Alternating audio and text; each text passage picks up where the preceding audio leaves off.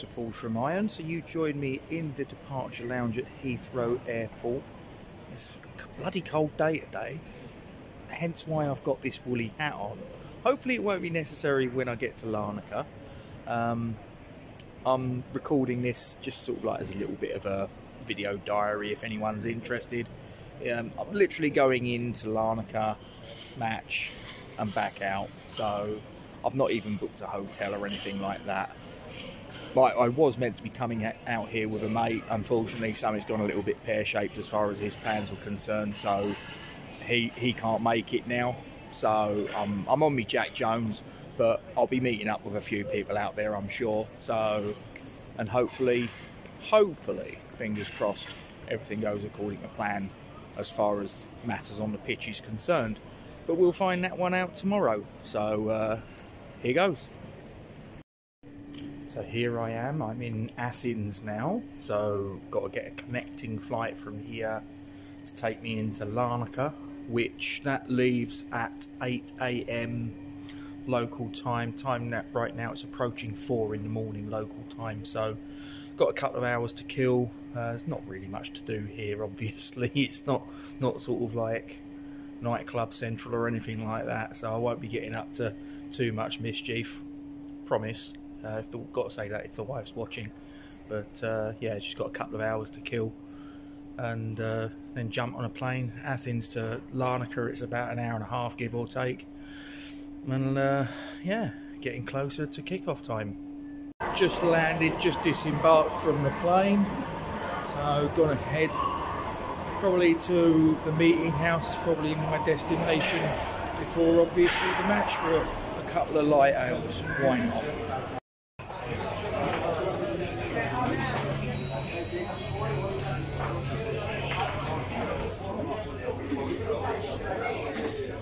Basically, is in Larnaca Airport. We went there to pick us up.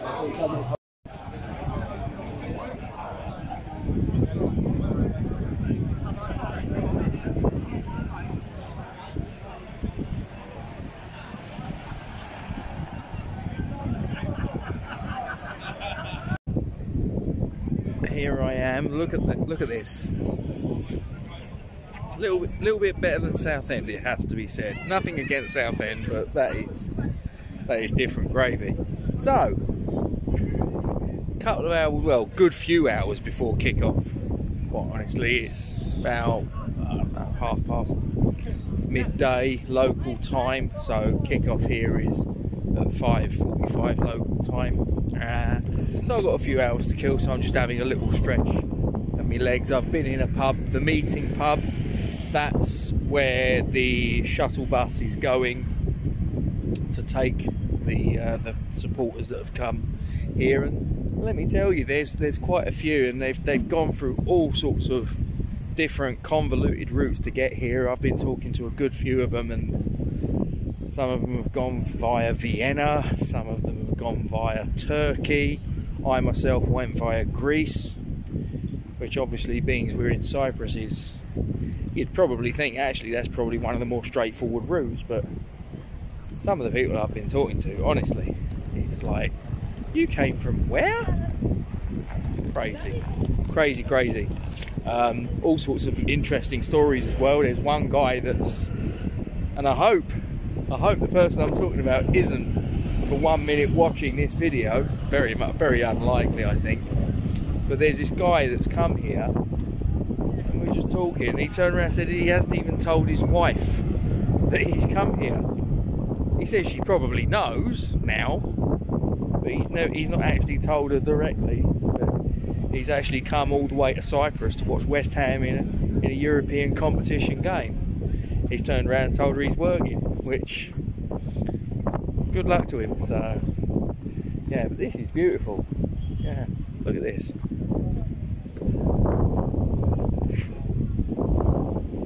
That ain't bad. That ain't bad. That's a bit more picturesque than Grimsby Harbour, let me tell you.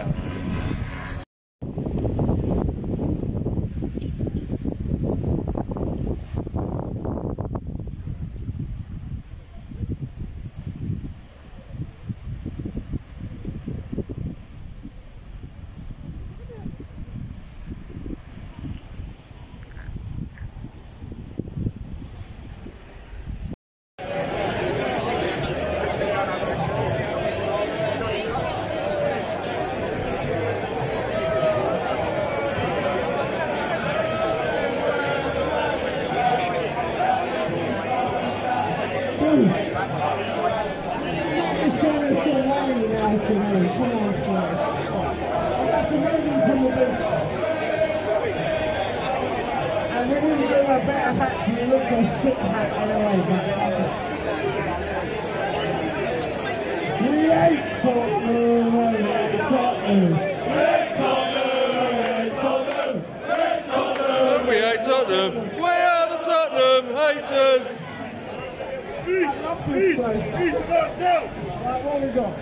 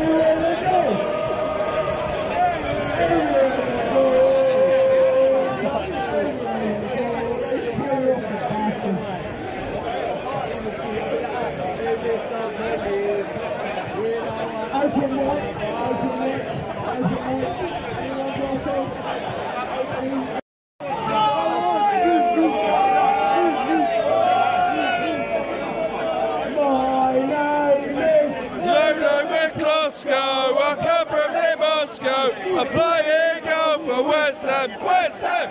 When I walk down the street, everyone that I meet, they say, "Oi, big boy, what's your name?" My name is Ludovic Klosko. I come from near Moscow. I'm playing goal for West Ham, West Ham.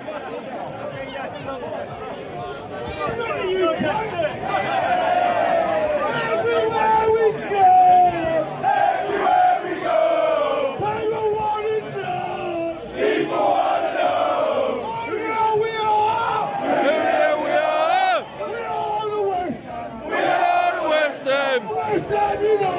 West Ham United! You're invited! To Upton Park! To have a row!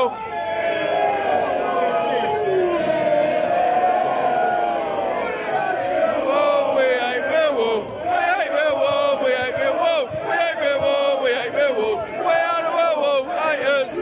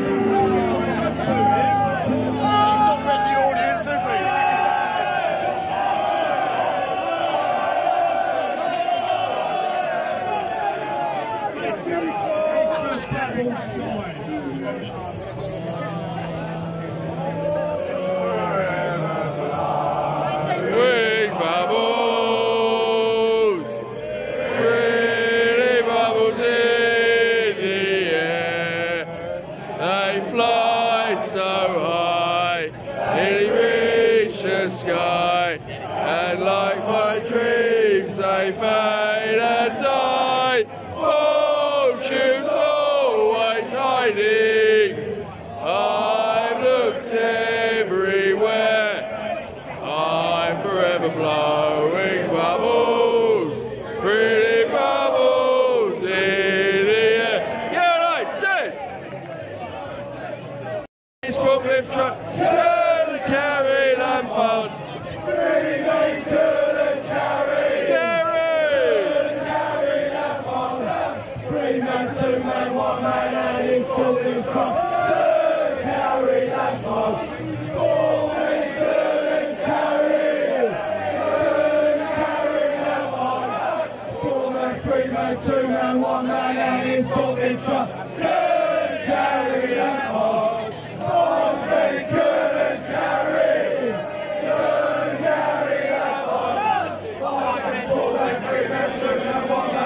forklift truck. Couldn't carry Lampard.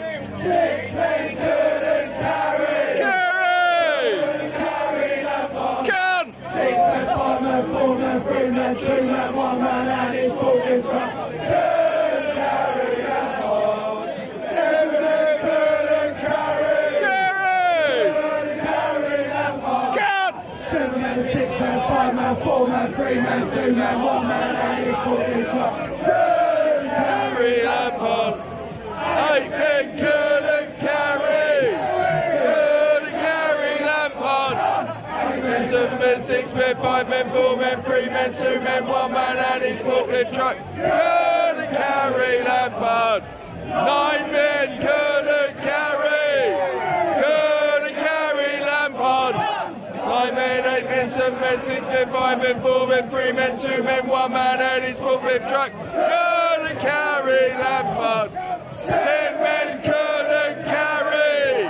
Couldn't carry Lampard. 10 men, 9 men, 8 men, 7 men, 6 men, 5 men, 4 men, 3 men, 2 men, 1 man and his forklift truck. Couldn't carry Lampard. Big fat Frank. Big fat Frank. Big fat Frank. Big fat Frankie Lampard. Cunt!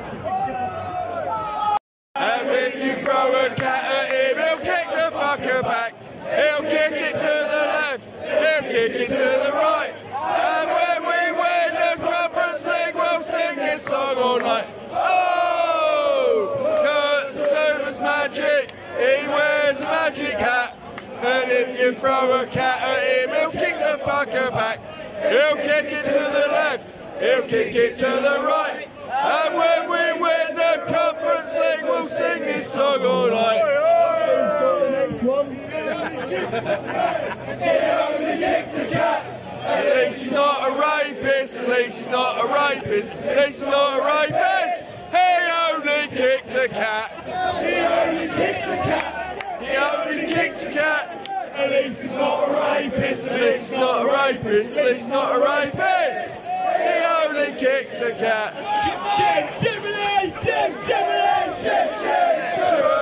We are those bastards in claret and blue. Chim chimney, chim chimney, chim chim chimney. There's only one ginger pele. One ginger pele. There's only one ginger pele. One ginger pele. There's only one.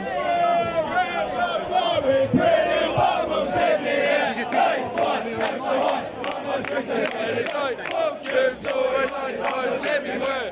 I'm forever in my balls, pretty bubbles in the air. I'm forever in my balls, pretty bubbles in the air.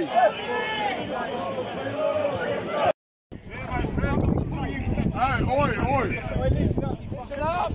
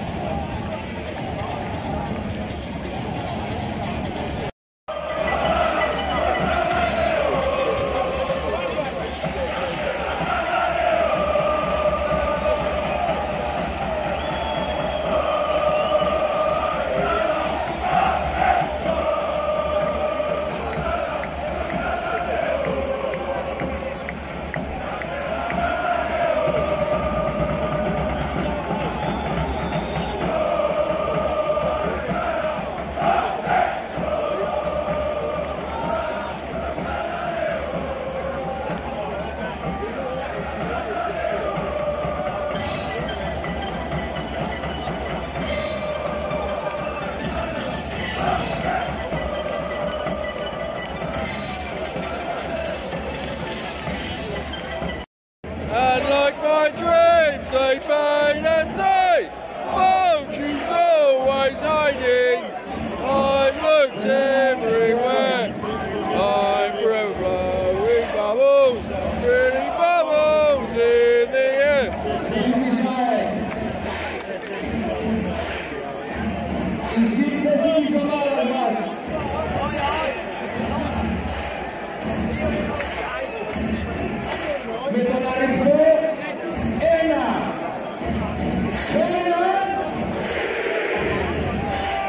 I've looked everywhere.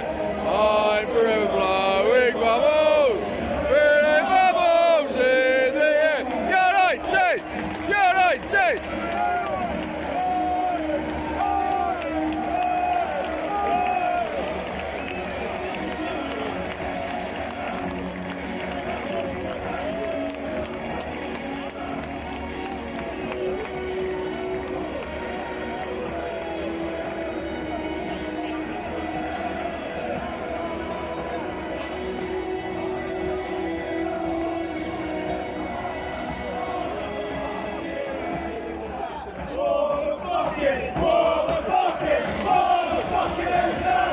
What the fucking hell is that?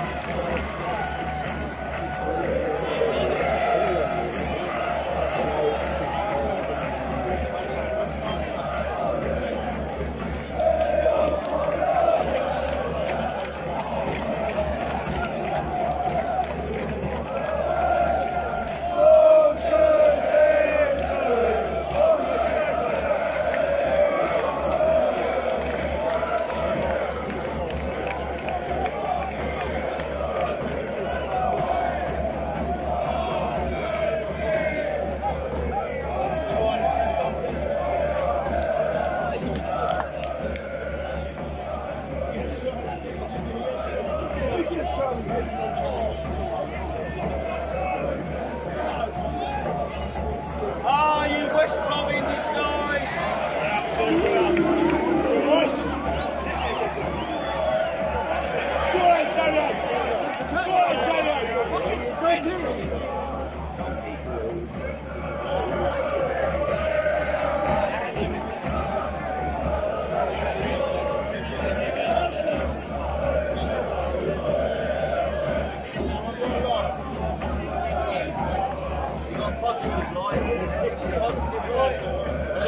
One down there.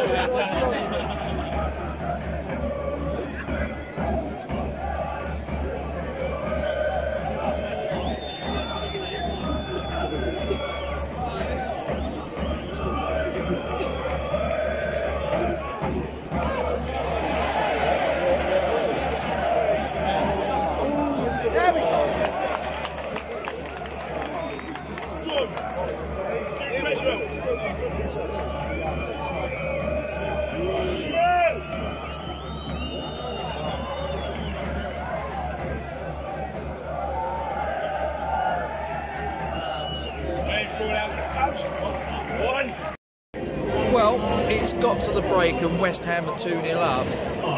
Interesting first half, actually, in a lot of ways. First 15 minutes of the match, I think I won't use the word dominated, but we had strong control over the game for the first 15 minutes. But we lacked a cutting edge, didn't really force their goalkeeper into any saves or anything like that. The next 15 minutes of the match, then Larnaca came into it more, and again they probably lacked a cutting edge as well. I think against a better team we get punished. They had one sort of half chance from a corner, but it came to nothing. So, but within this first half hour of the match, I've got to say, Michail Antonio was absolutely shocking. Absolutely shocking. He had about 6 opportunities, I counted, where the ball was played into him and he either fell over or miscontrolled it, or he'd lay the ball off and it wouldn't go to its intended target, whatever. And I'll be honest, at that point, I'm praying that David Moyes makes a substitution at half-time and brings him off, because he was absolutely appalling. I should probably also say, as well as in that, I watched him in the warm-up and he had one shot at goal which, well, it was closer to the lights over there. It was absolutely awful. Seriously, really was a poor effort. And I thought that was probably a sign of things to come. So obviously half hour gone, I'm sitting here and I'm thinking, it's not going to be Michail Antonio's night. He's got both the goals. He's got both of the goals. One was, I'm standing behind the goal that Alphonse Areola was in the first half. So it's down the other end, both of these goals. But it looked to me like it was a ball played in from our left-hand side, and Michail Antonio gets his head to it, glances it past the goalkeeper for 1-0. And the second one was a turn and shot. Goalkeeper had no real chance from what I can see. I mean, I'll have to have a look back at them on the replay and see if there's maybe sort of any mitigating circumstances or anything like that, but they look like 2 pretty decent goals, to be fair. So Michail Antonio, despite the fact the first half hour he was absolutely appalling and I was praying he'd get substituted, he's actually the difference between the 2 teams at the interval. So 2-0, and hopefully we can carry this on and basically put this tie to bed in the first leg.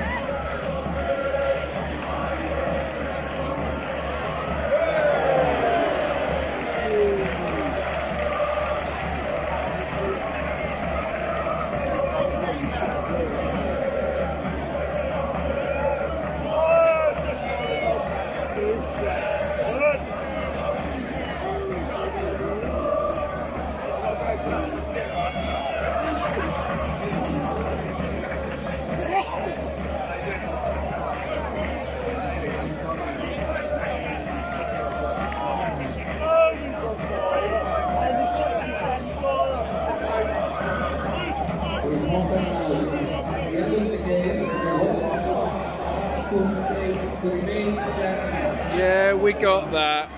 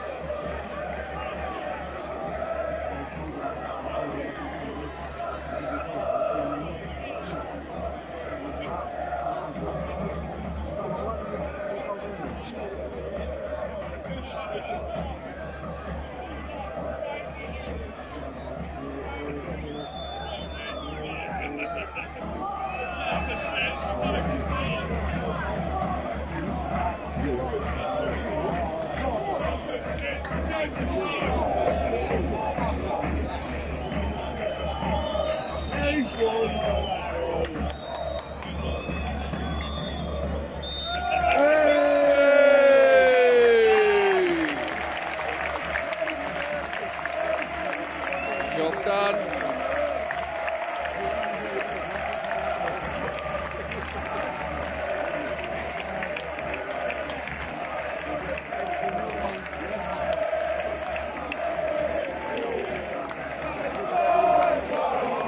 They reach the sky, and like my dreams they fade and die.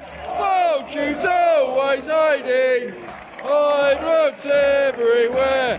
I've been blowing bubbles, pretty bubbles in the air. United!